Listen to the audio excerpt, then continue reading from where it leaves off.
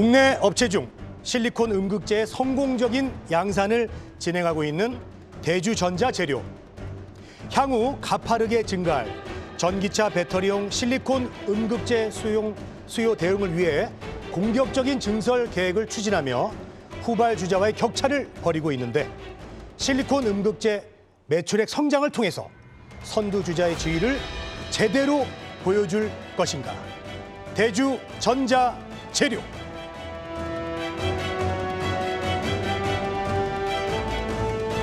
네, 대주전자재료가 오늘의 주인공입니다. 네, 정 캐스터. 네. 어떤 회사입니까?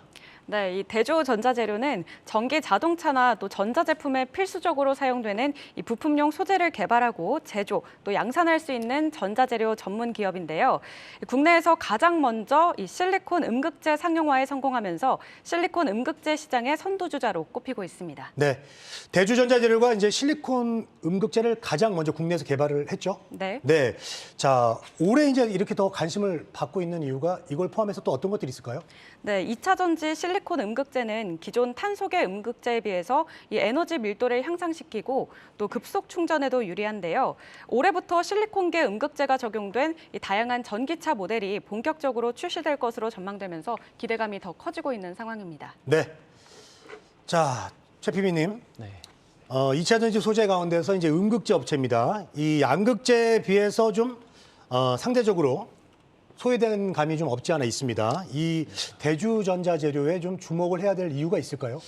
일단 먼저 말씀을 좀 드리고 싶은 거에 이제 지금 배터리 산업에서 이제 내년이나 내후년에 화두가 되는 것은 배터리의 질이니까 퀄리티를 높이는 부분이라고 말씀을 드릴 수가 있을 것 같아요. 네. 배터리 같은 경우는 양극재 같은 경우에는 지금 하이니켈 쪽으로 많이 넘어가고 있고 거기에 대한 음극재가 이제 수요가 받쳐줘야 되는데 음극재는 아까 앵커님께서 말씀해 주신 만큼 충방전의 속도에 대한 아주 가장 주요한 역할을 하는데요. 이게 기술 개발이 조금 쉽지가 않다고 합니다. 그래서 이 부분을 이제 실리콘 음극재라는 걸 사용을 해서 이제 만들게 되는데 문제는 가격이 너무 비싸고 이게 조금 이제 재사용이 어렵다는 점이 있기 때문입니다. 네. 그래서 아까 말씀을 드렸죠. 수급 관심 중에 태경 BK가 있었는데 그 회사의 코크스를 활용해서 인조 흑연을 많이 이제 혼합을 해서 사용을 하고요. 그렇게 해서 이제 충반전 속도라든지 주행 거리를 늘리는데 이제 어떻게 보면 지금 전기차 업체, 소재 업체 이제 목표가 남아 있다고 이제 말씀을 드릴 수 있을 것 같고 음극재 사용 이제 저장 용량이 커지면 이제 동일 에너지 저장 용량 시 이제 충전 시간의 단축이 가능해진다라는 걸 이제 말씀을 드릴 수 있겠습니다. 그래서 사실은 이게 지금 가격적인 이제 문제 리스크가 좀 있어서 그게 좀 크게 조금 영향을 미치고 있는데요. 실리콘 음극재 같은 경우는 100%를 사용했을 때 이게 이제 단가가 너무 강하게 올라가는 부분이 있기 때문에 여기서 이제 인조 흑연을 조금 이제 상용화하는 데 쓰고 있고 지금 이 시장이 조금 이제 좀 개화가 되려고 하다 보니까 여러 가지 회사들이 지금 대기업들도 뛰어들고 있어요. 근데 그 회사들 중에서 가장 어떻게 보면 시장적으로 봤을 때 가장 앞서 있는 업체가 대주전자재료가 아닌가 이렇게 말씀을 드릴 수 있을 것 같고 지금 당사 추정치로 해서는 올해 기준으로 해서 0.1만 톤 정도 이제 그 실리콘 음극재를 생산을 할 수 있는데 2025년까지 이제 1만 톤 정도 그러니까 100% 성장을 한다고 이제 볼 수가 있는 거죠. 그렇게 조금 성장을 할 수 있다는 부분이 조금 계속적으로 보이고 있습니다. 그래서 이제 말씀을 드렸지만 배터리 업체 같은 경우는 이제 어떻게 배터리의 질을 높이기 위해서 주행 거리를 높이기 위해서 충방전 속도를 빨리 하기 위해서 그렇게 이제 노력을 한다고 이제 보시면 좋을 것 같고 그 중에 음극재의 역할은 매우 어떻게 보면 중요하다라고 이제 보실 수가 있을 것 같고 소재 쪽에서 이제 조금 더 성장이 나올 수 있고 그런 부분을 봤을 때는 대주전자재료가 조금 눈에 보인다, 제일 앞서 있는 업체다라고 이제 말씀을 드릴 수 있겠습니다. 네. 그 양극재, 음극재가 제가 좀 개념이 좀 어려운데 쉽게 말해서 충전이랑 주행 속도를 말하는 건가요?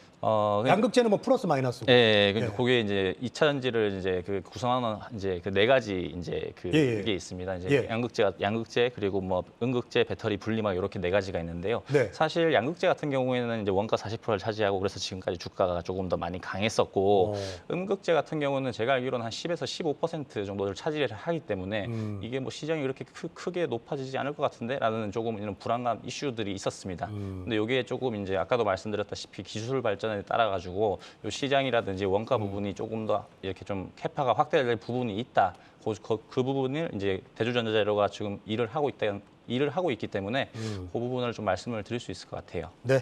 자, 실리콘 음극재 시장이 이제 내년부터 본격적으로 좀 좋아질 것이다 이렇게 예상을 해주셨는데요. 자, 정준희 캐스터, 네. 증권사 의견은 어떻습니까? 네, DB금융투자는 작년 대주전자재료의 실리콘 음극재 매출액은 200억 원으로 전체 매출액의 10% 수준에 불과했지만 2024년부터 매출액이 큰 폭으로 상승하며 실적을 견인할 것으로 예상했습니다.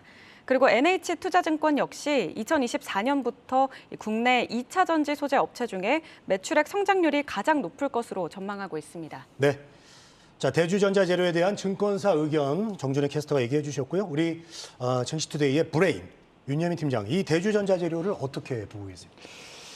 일단은 앞에서 좀 2차 전지 관련돼서 좀 얘기가 좀 많이 나왔죠. 네. 그리고 이제 음극재까지 좀 나왔는데 사실 대주전자 재료가 이제 작년부터 어떻게 보면 좀 중시해서 이제 주목을 받았던 것이 이 지금 이제 포르쉐가 좀 상당히 최근에 좀 핫하죠. 특히 이제 독일에 상장한다고 하는데 네네. 이 포르쉐 그 타이칸에 지금 이제 들어가는 어떤 음극재를 좀 생산하다 보니까 이와 관련돼서 좀 사실 좀 많이 좀 집중을 받았었죠. 그리고 사실 이제 이 대주전자 재료 같은 경우는 좀 공격을 거의 공격적으로 하고 증설을 공격적으로 하고 있고 거의 어떻게 보면 지금 회사에 올인을 하고 있다고 보시면 될 것 같습니다. 그래서 앞에서 2025년 말씀하셨지만 2026년이면 2만 톤이기 때문에 네. 거의 이제 뭐 200% 이상의 좀 어떻게 보면 캐파가 증설되는 부분들 결국 이제 이런 부분에서 어떻게 보면 실적이 좀 확실하게 좀 따라오는 부분이 확실히 눈에 보여야 되지 않을까라는 좀 리스크도 있는데요. 네. 이런 부분에서 어쨌든 제가 볼 때는 이 캐파의 증설을 올인하고 있고 이런 부분들로 인해서 좀 매출이 증가하는 부분들을 계속 체크해야 되지 않을까 좀 생각을 하고 있습니다. 그리고 여전히 실리콘 음극재 쪽에서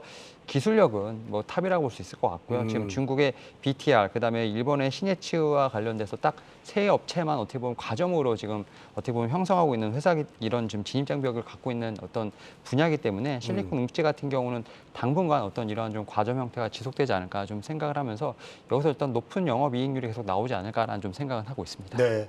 그 양극재 만드는 회사는 많죠, 상대적으로.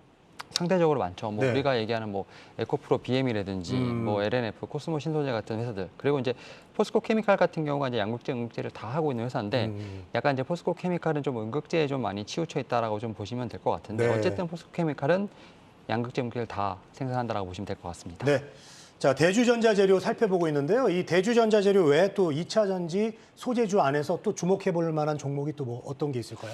사실 최근에 보게 된다고 하면 지금 장비 쪽에서도 약간의 좀 아웃퍼폼이 좀 나온다라고 보실 수 있을 것 같습니다. 물론 네. 이제 폐배터리 쪽이 좀 너무 좀 핫하다 보니까 이제 뭐 코스모화학이라든지 이런 좀 종목들이 상당히 아웃퍼폼을 했었습니다만 최근엔 약간 이제 좀 이제 장비 쪽으로 좀 옮겨가는 뭐 충전 쪽으로 해서 옮겨가는 좀 이러한 좀 느낌이 좀 있다 보니까 오늘 같은 경우에도 좀 하나기술 같은 경우는 좀 어떻게 보면 좀 상승을 좀 하려고 하는 모습들, 뭐 PNT 같은 종목들, 원익 PNE 같은 종목들 충전 쪽으로 약간 어떻게 보면 좀 약간 선순환이 도는 부분이 있기 때문에 사실 현지 같은 경우는 확실하게 이 빨리빨리 움직이는 부분이 좀 있는 것 같아요. 좀 어떻게 보면 양극재, 음극재 이런 식으로 계속 빠르게 움직이는 부분이 있기 때문에 오늘 같은 경우 좀 하락을 하고 있는 부분이 있겠습니다만 네. 최근에 보게 된다고 하면 충전 쪽으로 해서 좀 이런 좀 장비 쪽으로 움직이는 좀 움직임이 좀 있다라고 좀 생각이 듭니다. 장비 쪽으로요? 네.